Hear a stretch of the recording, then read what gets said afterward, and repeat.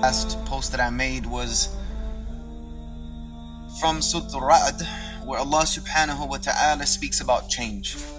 And it was something that I was thinking about this morning, you know, about personal change and goals that I want to accomplish in my life, and how am I going to go about accomplishing these things. How can we as an ummah change and create change and make change?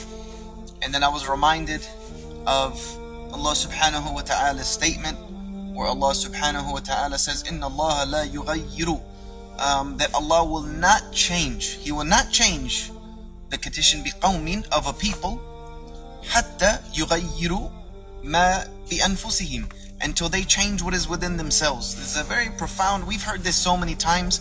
The thing is, we hear things from the Quran so many times that they kind of become cliche to us, and we forget about their meanings, and that these are promises from Allah subhanahu wa ta'ala, where Allah subhanahu wa ta'ala clearly gives us a promise and a formula for change. Allah subhanahu wa ta'ala tells us, Inna Allah la yughayyiru, that Allah will not change, He will not change the condition of a people until and unless they change what is within themselves. So change happens when we change. That's personally within yourself, change will happen, and as well as for the ummah and for the society, change will happen when we as a people change. And that works both ways. If we look at the status of the Sahaba radiallahu anhum wa ardahum, may Allah be pleased with all of them, Allah says about them that they were the best nation. Kuntum khayran ummatin ukhrijat linnas. They were the best nation, and Allah gave them the keys of the world. They were able to accomplish so much because of the condition of what was inside of them.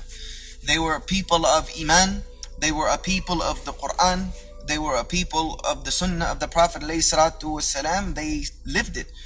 So Allah gave them this amazing condition wherein they enjoyed much success, and the ummah because of it had success for a very long time, and that did not change. Allah subhanahu wa ta'ala kept them in that condition until something within inside of them changed, because it's not always that Allah changes a bad condition from a good condition. Allah also can change a good condition to a bad condition, because the people changed.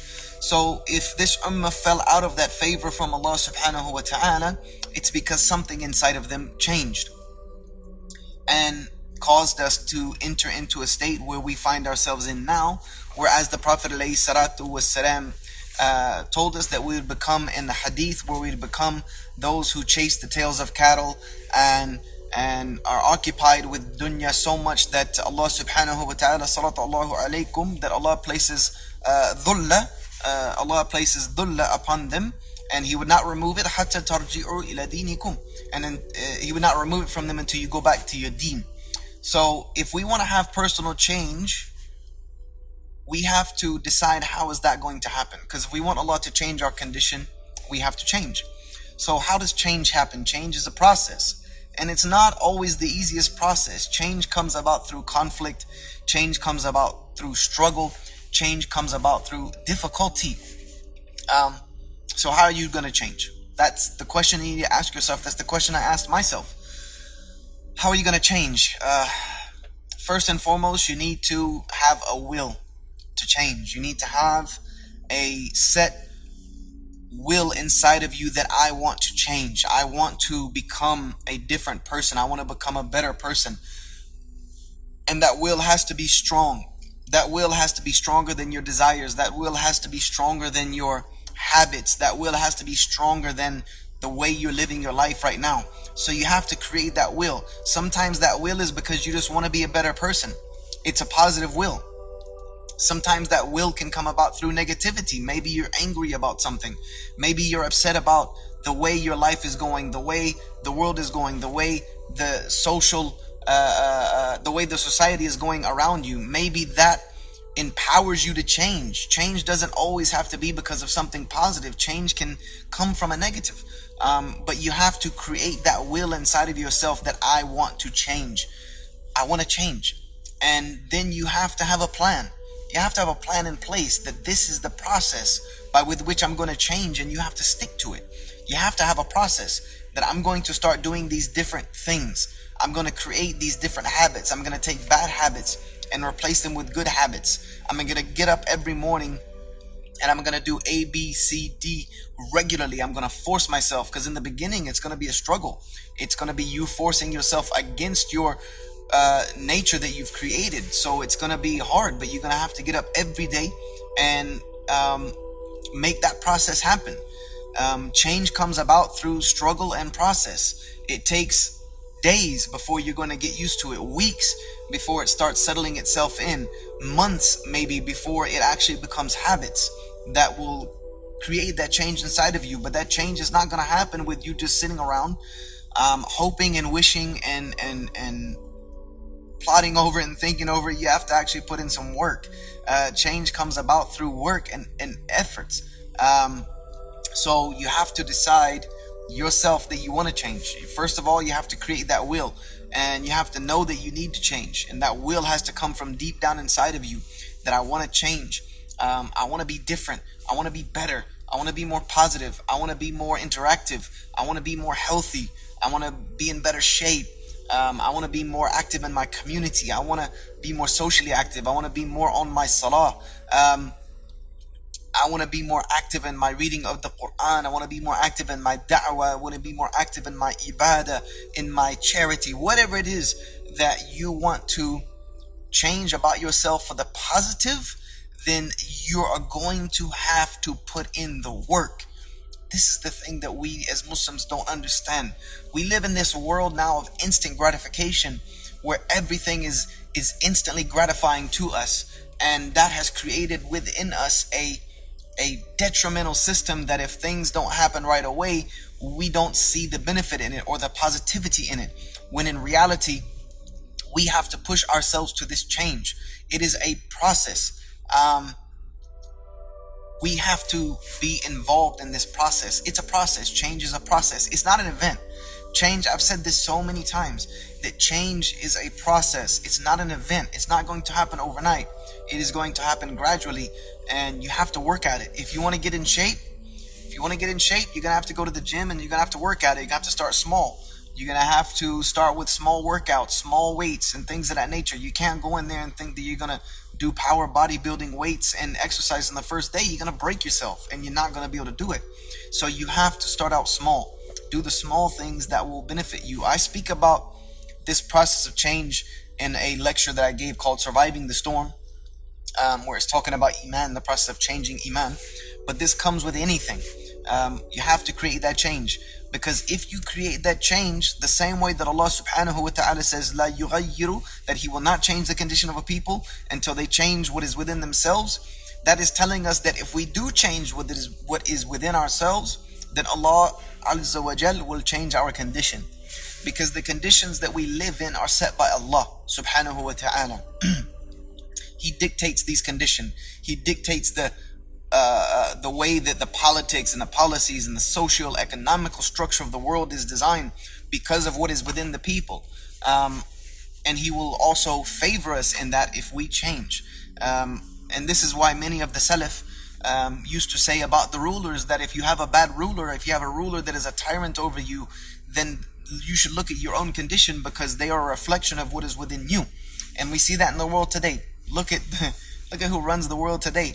It is a true reflection of what is within the hearts of the people. And if we want that to change, we have to change, because Allah is going to give over us leadership and rule that we are worthy of. So if we want Allah subhanahu wa ta'ala to favor us in our personal lives, as well as in society as a whole and as an ummah, if we want Allah to favor us, then we have to earn that favor by becoming people who deserve favor. We are asking for things that we necessarily don't deserve. We are asking Allah subhanahu wa ta'ala for these amazing things, and to free the Muslim ummah, free all of the oppressed lands and all of these things, but yet we continue to oppress ourselves. We continue to oppress ourselves.